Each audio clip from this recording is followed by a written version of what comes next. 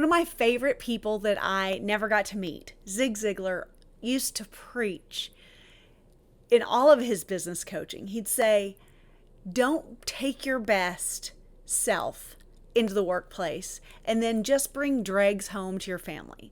So this really hit home for me because more and more, and the older I get, the more I see people kind of adopting this mindset of accept me the way I am or don't love me at all. The old, Marilyn Monroe quote, right? So that indicates that we don't have to bring our best to people who matter most because they should love us for who we are deep inside, whether we're well dressed, whether we're behaving ourselves, whether we're being respectful, whether we are showing that person love. You should just accept it. Accept the way I am. And that's not really a fair thing to do. And it's not really a fair expectation. It's not really realistic to healthy relationship. When we take our absolute best out into the world and into the people who don't really matter to our big picture life, they matter to our business life. They matter in that moment. People who we're sitting down across from a meeting, we're on a Zoom call with, someone who's an employer, someone who's an employee, someone who's a peer. These people matter in that moment. But it's a minor, minuscule little window of opportunity when that matters. But then you go home to your husband or wife, 30 years, 20 years, 5 years, 50 years, and you treat them like garbage. You don't bring your best. You don't bring your best to your children. These are the things that break my heart. Because when we're not bringing our best to the people who truly matter day in and day out, the likelihood is they're not going to be there very long. People will only tolerate being mistreated, bad behavior, not being appreciated for so long. So, there are some ways to do this because I know whenever I say things like, don't give your best to the world and then just bring the dregs home. It's like, well, of course, I don't want to bring just the dregs home. I don't want to not have energy when I'm home, right? But so many of us do it. So I want to encourage you to think about coming home after work. Whatever time of day, whatever that looks like for you in this world that we live in right now, whatever that looks like for you.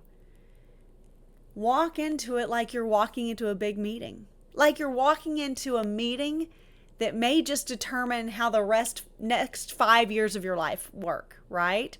So if you are walking into a presentation for a big corporate account that's going to take up the next 5 years of your life, what kind of attitude, what kind of experience, what kind of personality are you going to bring to that meeting?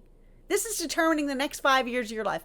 Now, if you brought a similar energy, a similar effort, let's say, into your home when you get home from work in the evening, that is also going to really positively impact the next 5 years of your life.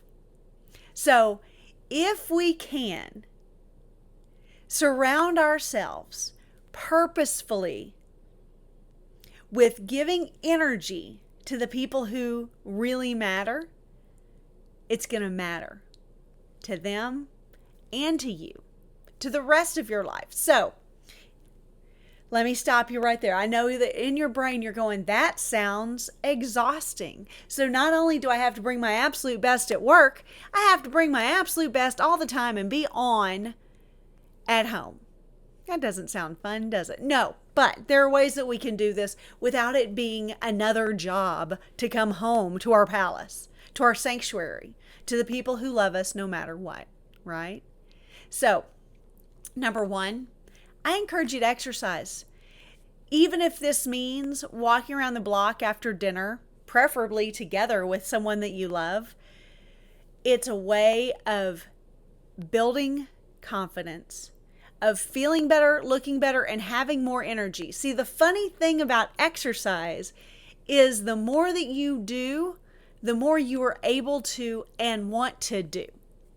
It's a winning combination. And exercise can look like whatever exercise needs to look like for you. It could be taking a walk. It could be taking stairs more often than elevators. It could be parking further from the front door of Target where you're going to shop. It could be hitting the weights 3 times a week. It could be joining a class at the YMCA. It could look like any intensity. Whatever means exercise to you in your world, in your current life, giving a little bit more to exercise and to your health and your fitness can only benefit your personal lives as well. Okay?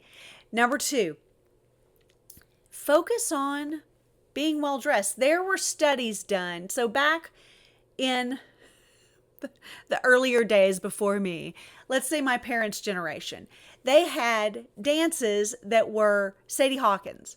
So the benefit of that was the girls would invite the boys to the parties and all this stuff, and it was really fun. Now, the other side of that was you would dress kind of hillbilly. You would normally be wearing slacks or a dress or nice clothing to school or to work. But on these special days, you would kind of dress down. And the research showed that when people did not put as much effort into their appearance, when they didn't look as good, when they didn't put forth the effort to look nice, to dress for the job that you want, right? Performance was also lower. So casual Fridays, performance is lower. Performance isn't lower because you're tired from the week or you're thinking about the weekend. Performance is down because you're dressed in jeans instead of business casual, because you've got a more casual mindset.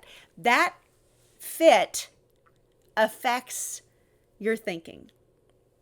So if you don't just dress like a slob on the weekends, if you still, even when you're just with your family, if you put forth some effort in what you are bringing to your appearance, instead of just putting a cap on, actually brushing your hair, instead of rolling out of bed to run errands, rolling out of bed, preparing for the day to run errands, instead of going and doing things just to get them done and with the mindset of just getting stuff checked off. I just got to get this checked off, which we're all guilty of. Being more deliberate about it. Being more deliberate about the energy that you're bringing to the world. This will make a difference with your family and with your friends as well. And number 3, it's all in the attitude. It's all in the mindset. It's all in the decision that we make. So when we're first dating the person that we fall in love with, the person that we marry, we bring our best. We make a plan. We go the extra mile. We put out extra effort. But people often, once they get into a more settled down dating or love relationship, they tend to start one by one, just dropping the ball on those things that they once prioritized and brought to the table. So on the front end of a relationship, whether it's a friendship, whether it's a business association, whether it's a love relationship, whether it's parenting, we tend to, as a human race, bring our absolute best, bring our A game. But we don't bring it to a level that's sustainable. Or it is sustainable, but we're not actually willing to sustain it. So, what is an elevated experience that you can bring to your family, to your life, to your love that is also sustainable? I would like to encourage you, like Zig Ziglar always said, don't bring your best to the world and only leave the scraps for your family, for the people who matter most. Zig was right. And I'd like to encourage you to at least make effort every day to live your life, bringing more energy and effort to people who matter more in your life.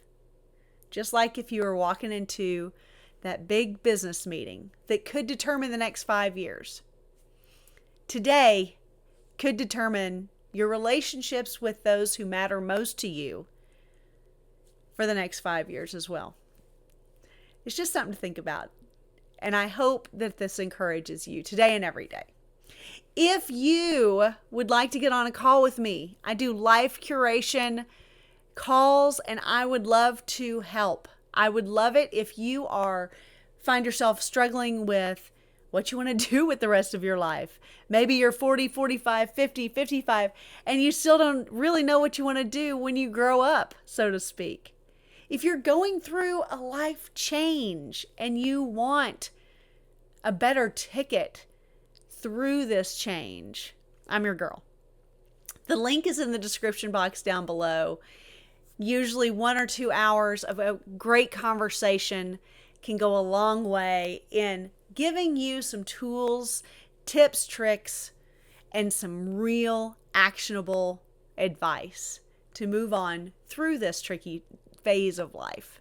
So get on a call with me. That link is in the description box down below. And until next time, I hope that you remember today and every day is a great day to make it a great day.